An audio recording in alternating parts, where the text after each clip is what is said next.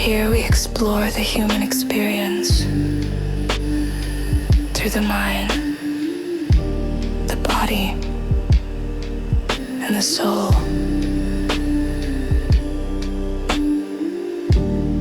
Mind Lounge is not about answers. It's about insight. Settle in. Open your mind. Let the conversation begin.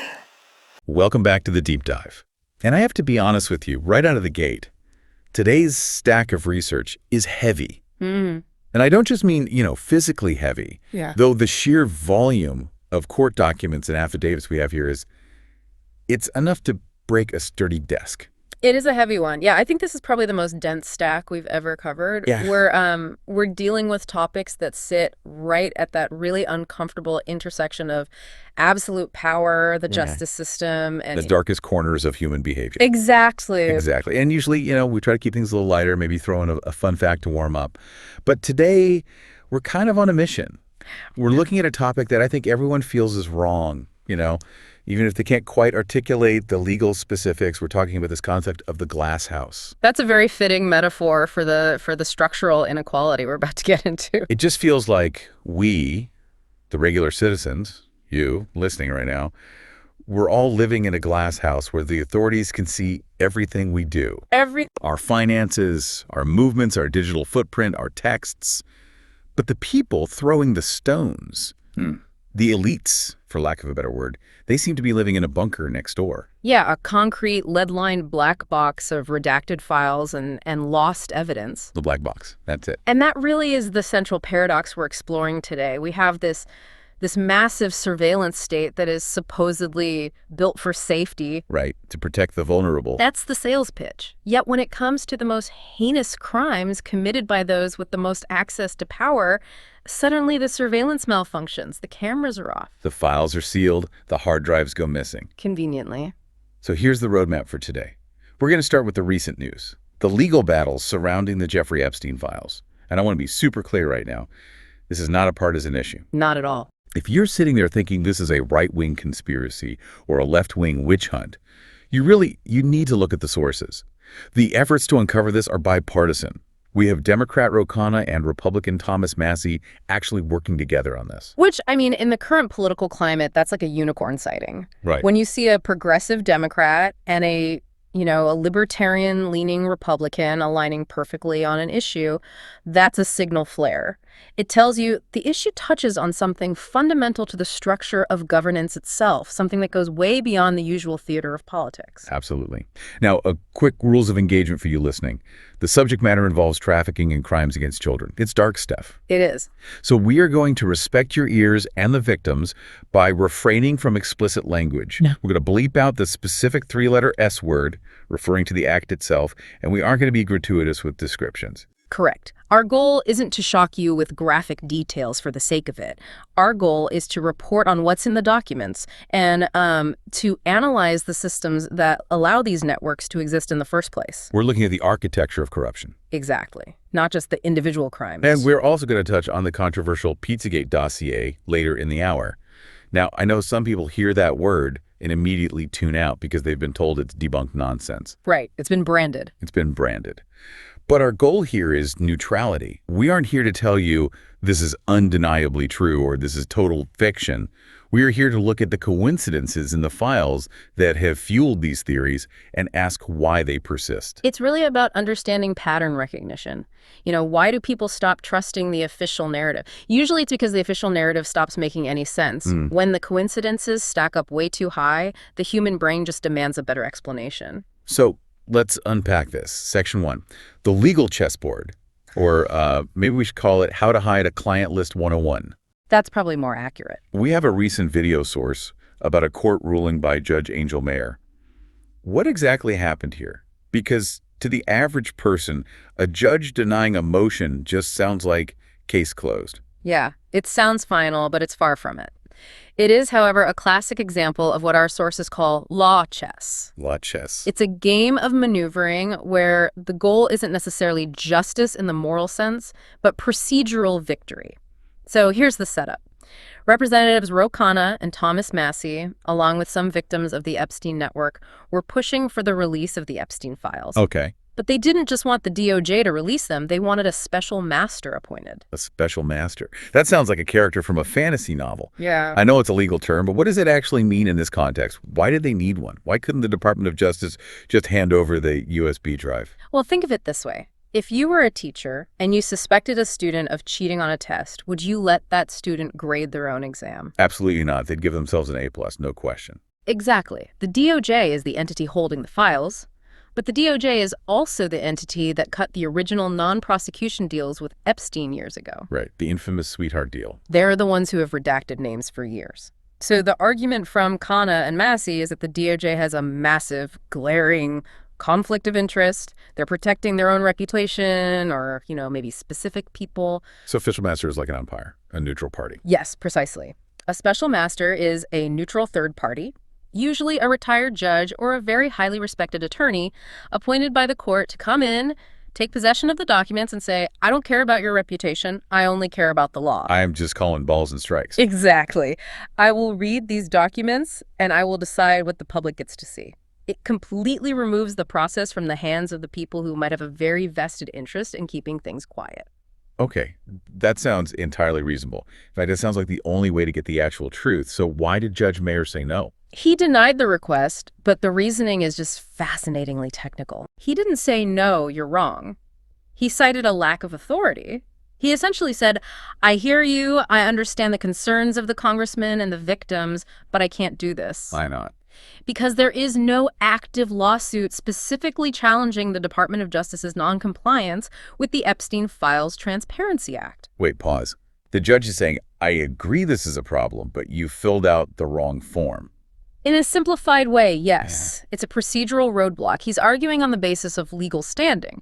He's saying that without a direct lawsuit against the DOJ for failing to follow the law, the court doesn't have the jurisdiction to order a special master. That is a catch-22. It's a complete catch-22. You need the files to prove the corruption, but you can't get the files because you haven't technically sued the right entity in the right way yet. That is incredibly frustrating.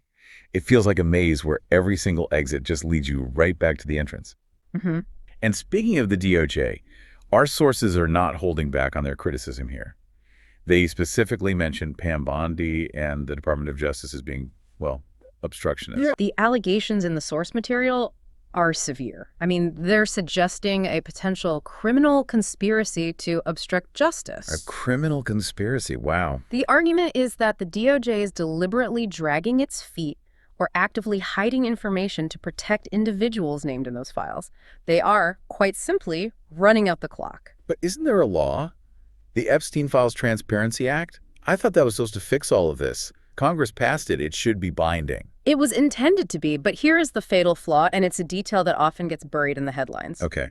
The Epstein Files Transparency Act, it lacks teeth. Lacks teeth? What do you mean? There are no built-in penalties for noncompliance. It mandates a review. It says you should do this, but it doesn't say, and if you don't release this by Tuesday, the Attorney General goes to jail or the department loses $1 billion in funding. You're kidding me. So Yes. It's a suggestion. It's literally a, please release these if you feel like it. Effectively, yes. In the brutal world of federal bureaucracy, if there's no penalty, there is no mandate. It's just a strongly worded letter. So they can just ignore it. If the DOJ ignores it, what happens? According to the current framework, nothing. They can simply delay, redact, and delay again. And that is the strategy. Delay until the public loses interest or until the key players, die of old age. That is infuriating, just infuriating. But the ruling wasn't a total dead end, was it? The source mentioned something about without prejudice. That is the silver lining here, yeah. When a judge dismisses something without prejudice, it means you're allowed to bring the case back.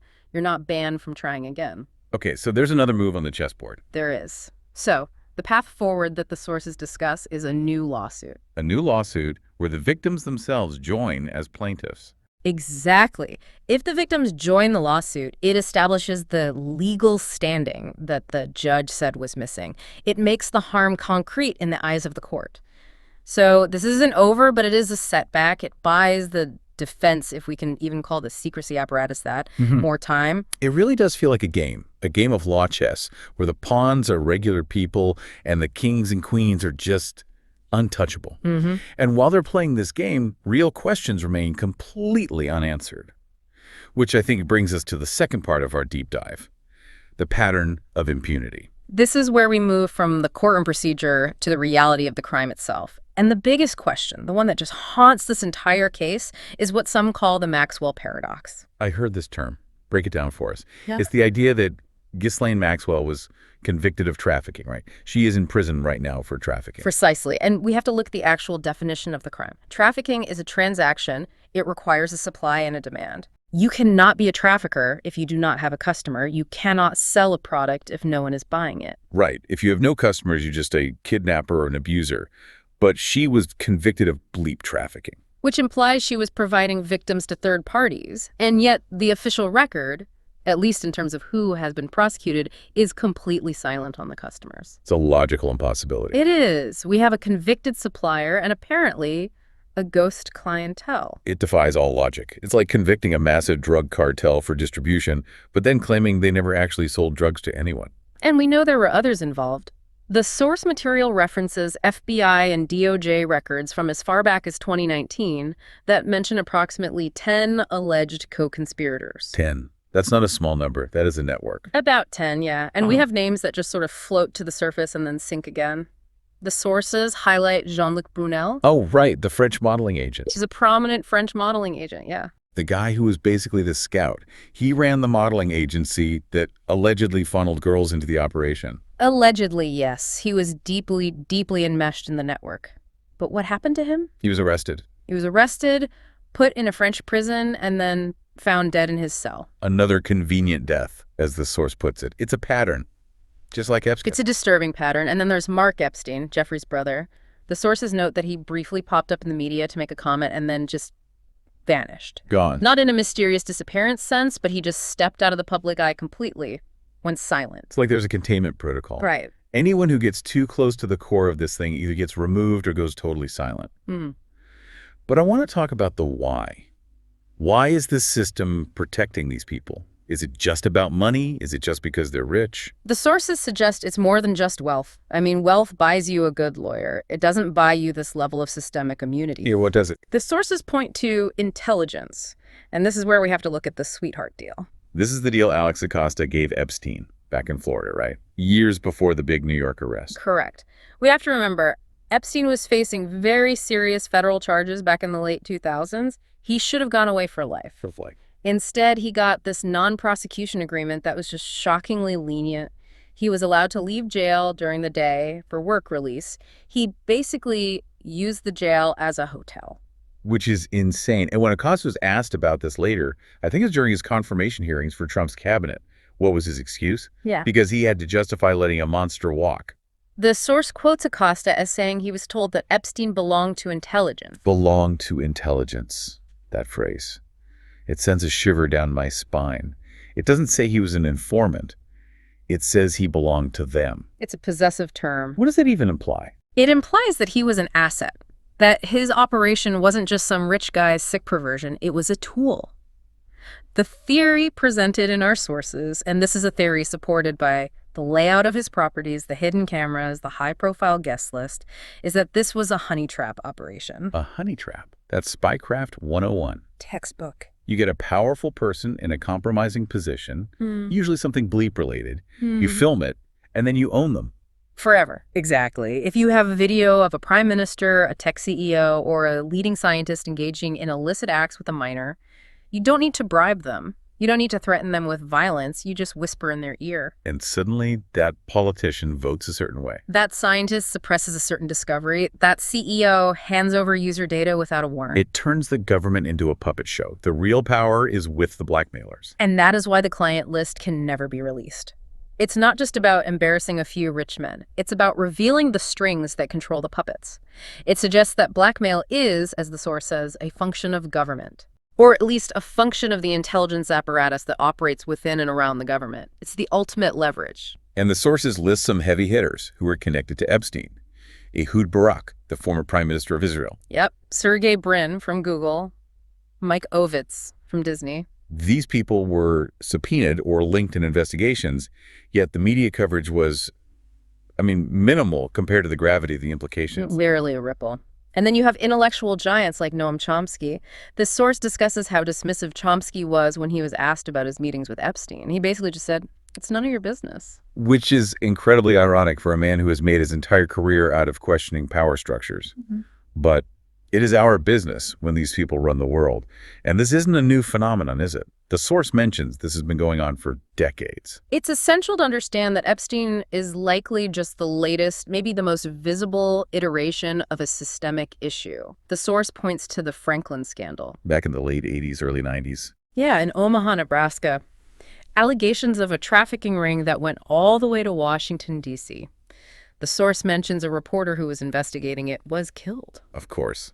And then there's Dennis Hastert, The former Speaker of the House. the man who was literally second in line to the presidency. And he was convicted not for the abuse itself initially, but for structuring, for evading bank reporting laws to pay hush money to someone he had molested years and years prior. That is just a prime example of power-hiding crimes.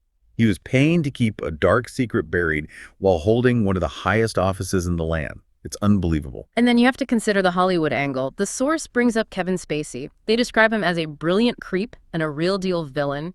We saw how those allegations came out, and yet there's this sense that for years, everyone knew. That's the open secret culture.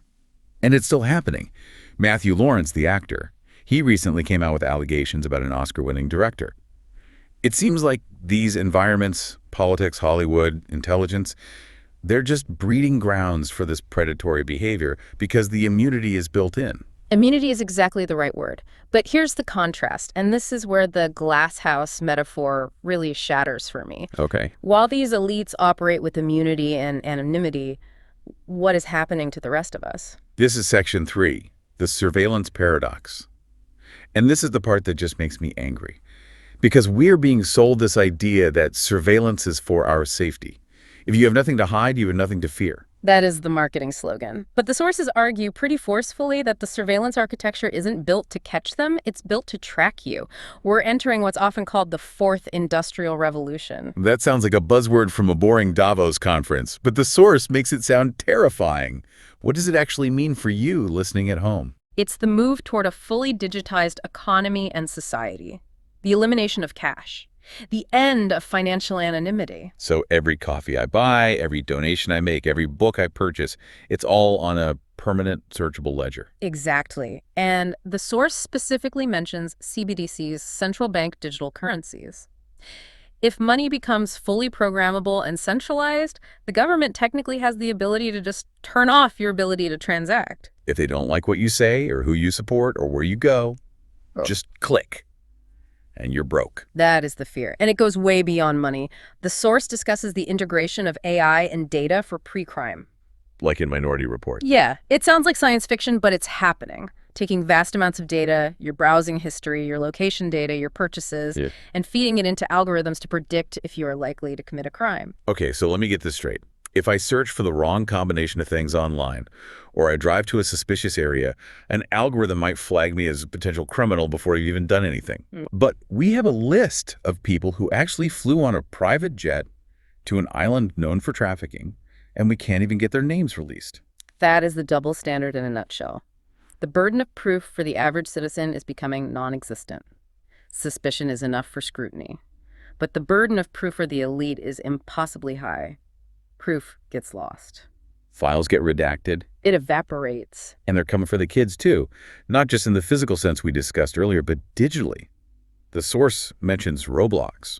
And this is a huge concern for parents listening. Platforms like Roblox are, they're virtual playgrounds. But because they're open environments, the source warns they are just rife with grooming. So kids are being exposed to harmful content and predatory adults in a space that parents assume is just a game. Without the parents even knowing, and the media companies are complicit. The source explicitly calls out Disney and Hollywood for normalizing certain behaviors. They even mention the collaboration between Hollywood and the military entertainment complex. It's all part of the same control grid. It creates a docile population. Exactly. You're entertained, you're distracted, and you are surveilled. And meanwhile, the real machinery of power just operates in the dark. Okay, we've arrived at the most controversial part of our stack today. Section 4. We're going deep into the coincidences. We are talking about the Pizzagate dossier. And this is a topic that triggers an immediate visceral reaction in most people. You either think it's the holy grail of hidden truth, or you think it's a dangerous, debunked conspiracy theory. There's not much middle ground. And the media treated it as fake news almost instantly, just shut it down. But our source material today asks us to just pause for a second and look at the artifacts. Right. The source argues that even if you don't believe the full narrative, the coincidences are, well, they're numerous. And that's the angle we're taking. We're not here to say Pizzagate is real. We're here to say, here are the documents and details that actually exist, and here's why they look suspicious to a lot of people. It all starts with the Podesta emails. Right. These were the emails released by WikiLeaks from John Podesta, who was running the Clinton campaign back in 2016. Yes. There were over 20,000 emails, and people who were combing through them started finding linguistic choices that just didn't sit right. They felt off. Like the handkerchief. Right. There was an email referencing a pizza-related map on a handkerchief. Now, just in normal conversation, who maps things on a handkerchief? And why is it pizza-related? It's just strange wording. And the food references, look, I love Italian food as much as the next guy. But the source points out emails discussing pasta and cheese in contexts that make absolutely no culinary sense. And people who were analyzing these emails suggested that these were code words. Cheese for young girls, pasta for young boys. Again, this is interpretation. But when you see a high-level political operative emailing about dominating cheese, it raises some serious eyebrows. To say the least. And then there's the spirit cooking thing. That was a real email. That wasn't made up. No, it was real. It referenced a dinner involving Marina Abramovich, a performance artist known for very avant-garde, sometimes gruesome work. Spirit cooking is an occult ritual that, in its artistic form, involves writing with blood and other bodily fluids. So you have the campaign chairman of a major presidential candidate being invited to a spirit cooking dinner. You can see why people thought, okay, this is getting really weird. And the center of the whole theory was Comet Ping Pong, a pizza place in D.C. owned by a man named James Alefantis. And Alefantis isn't just a pizza guy, though. The source lists him as one of the most powerful people in D.C. Oh yeah, he has significant connections. But the scrutiny really focused on his Instagram account, @Jimmy.comet.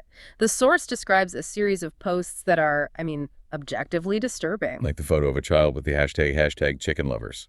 Chicken lover is known slang in certain dark circles for a pedophile. So why would a business owner use that specific hashtag on a photo of a child? It's bizarre. And the comments about a kill room. Yes, there were comments discussing a kill room in the restaurant and references to Karis James, which some online sleuths linked to Little St. James Epstein's Island. The coincidences just keep stacking and stacking. And then you have the logos. Visuals are powerful. We really are. The source notes that a nearby business, Besta Pizza, had a logo that was almost identical to a known FBI symbol used to identify a boy lover. A swirly triangle thing, right? I've seen it. A spiral triangle. And once people pointed it out online, the logo was changed almost immediately. And it wasn't the only one. No. Same thing with Terrasol Gallery, another neighboring business. They changed their logo after the scrutiny began. And Comet Ping Pong's own logo. What about that? Well, it officially features crescent moons and a figure holding a paddle, but the source argues it bears a striking resemblance to some depictions of Moloch. Moloch, the ancient deity associated with child sacrifice. The very same. Okay, that's a lot. And then you have the incident with the gunman, Edgar Welch, the guy who stormed the pizza place with a rifle. The Pizzagate gunman. The official story is that he went there to save the children, found nothing, and surrendered peacefully. But the source highlights a lot of anomalies here, too. Like the fact that he was an actor? He had an acting background, yes. And his father had some unusual credentials, something involving counter-trafficking or intelligence work. But the strangest detail of all is what he shot. He didn't shoot a person. No. He fired into a locked closet or door, and the source claims he destroyed a computer tower in the process. So let me get this straight. The guy who goes in to save kids ends up putting a bullet in the hard drive. That feels convenient. That's extremely convenient. If there was evidence on that computer, well, it was gone. That is the speculation, that it was a cleanup operation disguised as a crazed gunman attack. Again, we can't prove that, but it fits the pattern of lost evidence we've been talking about this whole time. It really does. And we can't ignore the Clinton connection in all of this. The source brings up Haiti. Haiti is just a tragic, tragic case. After the earthquake, there was chaos. And the source mentions a woman named Laura Silsby. Right. She was caught trying to smuggle 33 children out of Haiti. She didn't have the right papers. She claimed they were orphans, but many of them weren't. And who bailed her out?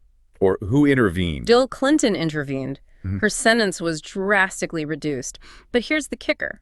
Later, she was employed by a company called AlertSense. AlertSense. What did they do? They handle the technology for Amber Alerts. You have got to be kidding me. The woman caught smuggling children is now working on the system used to track missing children. It's an irony so dark it feels scripted. It's unbelievable. And the source also mentions Monica Peterson. She was a young researcher, very passionate, investigating human trafficking and the Clinton Foundation's role in Haiti. And she died. She died in Haiti under very mysterious circumstances.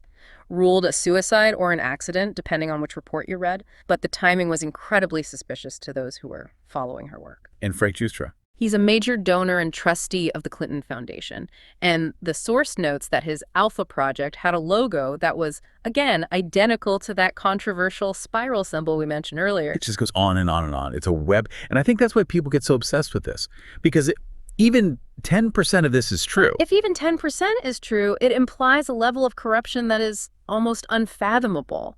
And that brings us back to the synthesis of all of this. Right. We've looked at the court rulings, the intelligence connections, the surveillance state, and the bizarre coincidences from 2016. What does it all mean? What's the big picture? It means we are dealing with a profound crisis of trust.